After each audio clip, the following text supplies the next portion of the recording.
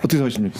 동의합니다. 네. 그런데 이런 거예요. 제가 국민의힘 쪽 막 취재를 해보면 어떤 얘기를 하냐면 김건희 여사가 어제 오늘 공개한 게 아니고 이게 지난 1월에 내가 그렇게 문자를 보냈는데 한동훈 위원장이 읽고 답변도 안 한다. 이거 어떻게 하면 좋냐. 주변에 상의를 했다.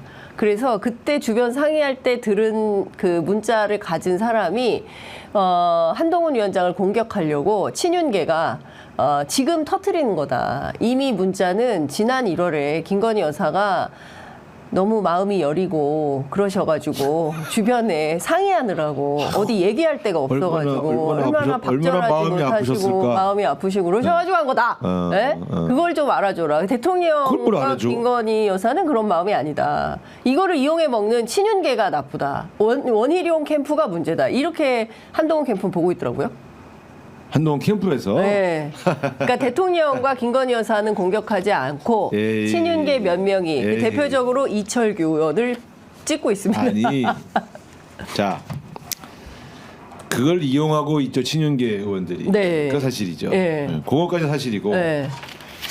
자, 보통 이런 일이 생기면 대통령과 대통령 영부인이 관련되어 있는 기록이나 의혹 제기가 되면. 네. 대통령실에서 진화를 합니다.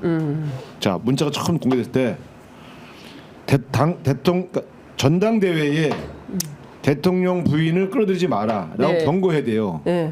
보통은. 그래서 네. 진화를 해요. 예. 그 지네끼리 경쟁하지 왜 영부인이 그러면 좋아 1월 달에 보냈다 칩시다. 네. 1월에 보낸 문자 메시지를 가지고 지금 활용을 해? 그러면 대통령실이 발끈해야 돼요. 그걸 활용하는 자들에 대해서. 그러네. 왜 니들끼리 싸워야지 왜 이거를 공개해가지고 난리야? 네. 그러면 경고를 합니다. 네. 전당대회에 용산이나 대통령 가족을 끌어들이지 마라 네. 라는 경고를 대통령실 관계자 이름으로 언론에 보도하게 만들어요. 네. 그 보도도 나왔잖아요. 엊그저께. 관계 없다. 왜 진짜 왜 이래 선수들끼리. 나 대변인 8번 한 남자야. 나 이게 어떤 공작이 어떤 방식으로 네. 보통은 처음에 그게 나오자마자 제 일보가 나오자마자 바로 진화를 해요. 예, 바로 진화. 예, 그렇게 해서 이용하지 못하게. 네. 그런데 이게 처음 터져 나온 게 6월 5일 7월 5일이잖아요. 예. 그 오늘이 며칠이에요. 네, 그러네. 진짜 벌써 며칠이 지났어요. 이틀의 사흘을 기다리고 있다가 네. 충분히 점화된 다음에 슬쩍 한마디. 그치. 근데 그것도 강도가 매우 약해. 예. 원래 경고를 해야 되거든요. 예. 제가 말한 워딩으로 하게 돼 있어요. 원래. 전당대회에 네. 대통령 가족과 대통령 용산을 끌어들이지 마라. 우리는 엄정 중립이고 그리고 이렇게 대통령실을 끌어들이는 행위에 대해서는 경고한다. 네. 라든가 바람직하지 않다든가 네. 형태지 말라든가.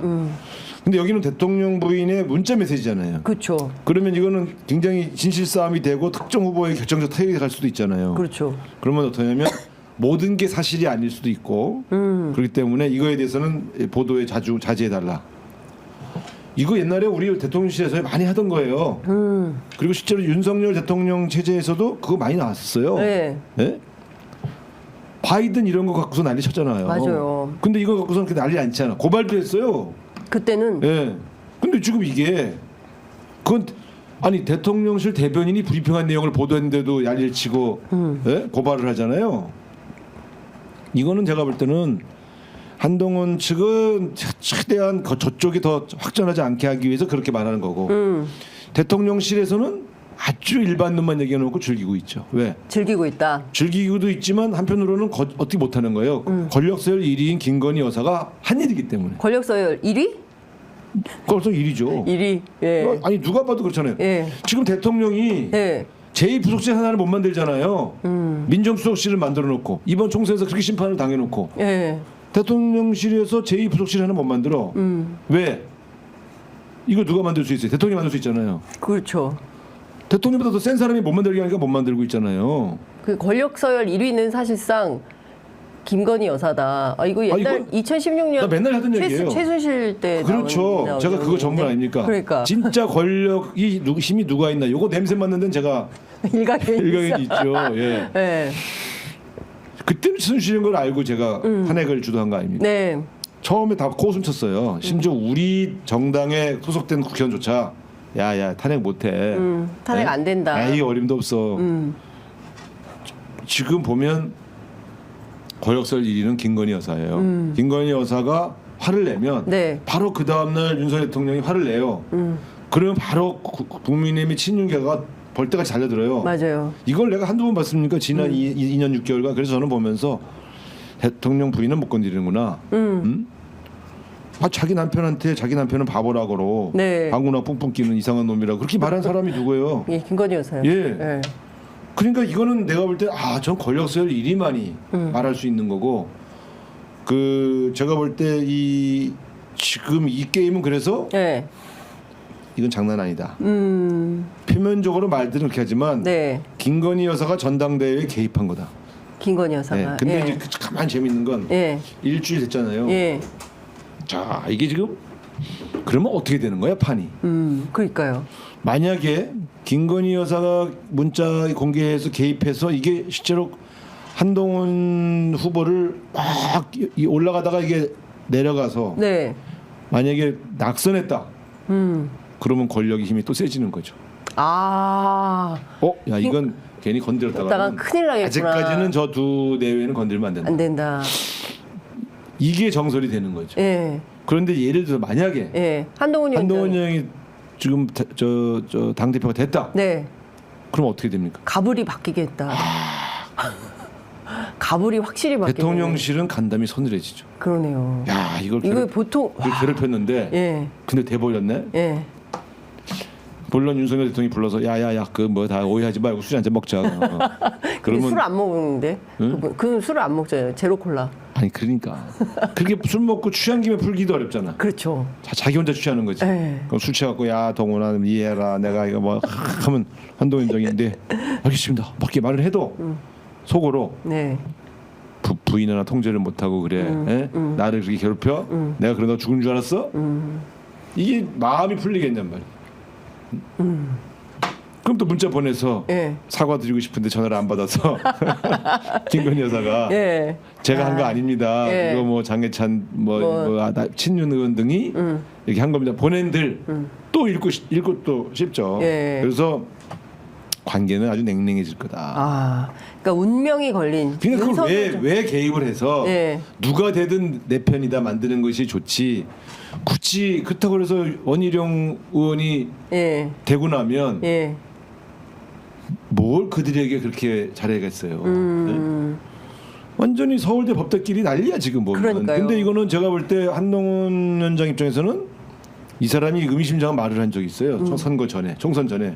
어떤 결과가 나와도 예. 나는 불행해질 것이다. 불행해질 수 있다. 라는 뉘앙스의 말을 한 적이 있어요. 아, 맞아요. 기억난다. 운명을 아는 거예요. 그때 이미 예.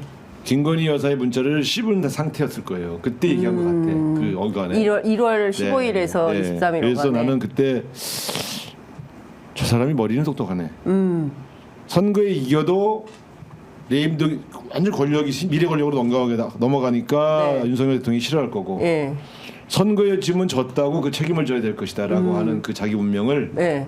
아, 읽고 있었던 거죠. 직감하고 있었던 네. 거예요. 싸가지는 없어도 머리는 좋은 거예요. 근데 제가 볼 때 아마 지금 이 국민의힘 전당대회 결과는 어떻게 돼도 권력 내부의 균열이 네. 생길 수밖에 없는 그러한 전환점에 서 있는 것 같다.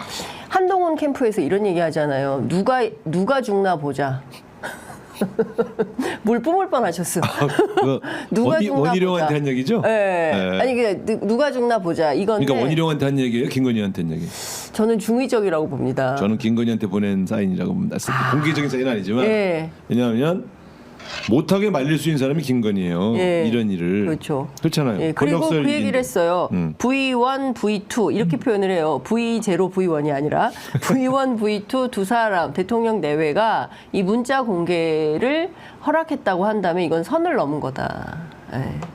그러니까 이제 아니 대통령 부인이 보낸 문제를 예. 대통령 영부인 그 대통령이나 대통령 부인이 보낸 문제를 당사자의 허락 없이 공개할 수 있는 배짱 큰 친윤이나 측근이 있어요?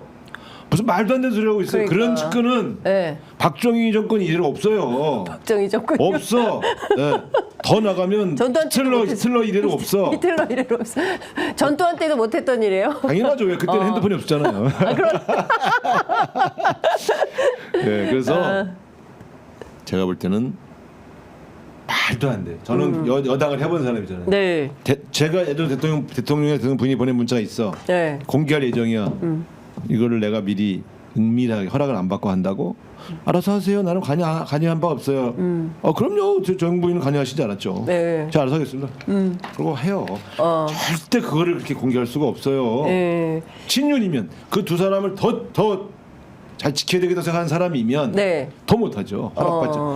다 의논하고 한 거예요. 그러면 사실상 대한민국 정치 역사에서 영부인이 전당대회의 복판에 딱 등장을 해서 지금 사실상 이것은 윤한 갈등 3차가 아니라 이것은 김한 갈등이 본질이다. 이렇게 또 저는 그렇게 보는 거죠. 예. 그래서 지금까지 수없이 많은 정당의 예. 전당대회가 있었지만 대통령 영부인이 이런 식으로 관여한 전당대회를 보신 적이 있습니까? 그게 저 처음 봤어요. 제가 그래서 되게 깜짝 놀란 거예요. 네. 이상하다. 그래서 저는 바로 대통령실의 그다음 대응 태도를 본 거예요. 보통 오전에 공개하면 오후에 바로 합니다. 그렇죠. 예, 네. 되게. 정무수석실이 바보들이 아니잖아요. 그 비서실장이 좀 누구예요? 정치 오래 한 정진석 예, 실장이에요. 비서실장이죠. 이분들이 좀 조용히 있잖아요. 네. 정무수석하고 비서실. 그러니까 다 조용하네. 아니 정치 부치는 몇 년하고도 그거 지금 뭐 이제 알았다는 듯이 보세요. 근데 그 다음 날 그날 이렇게 봤어. 하다가 야 뭐가 좀 수상하다. 근데 추가로 5개 더 한대. 네. 공개를. 네. 그리고 그것도 매체가 좀 늘어나. 네. 한 군데였다가 막 TV조선까지. 그렇죠. 그래서 내가 야 이거는 확전이다. 확전이다. 근데 이제 이거죠. 그래서 한동훈 위원장이 지지율 추이도 봤어요. 지난 며칠간 예. 안 떨어져. 안 떨어져요. 이거는 네. 큰일 난 거예요. 지금 대통령실은.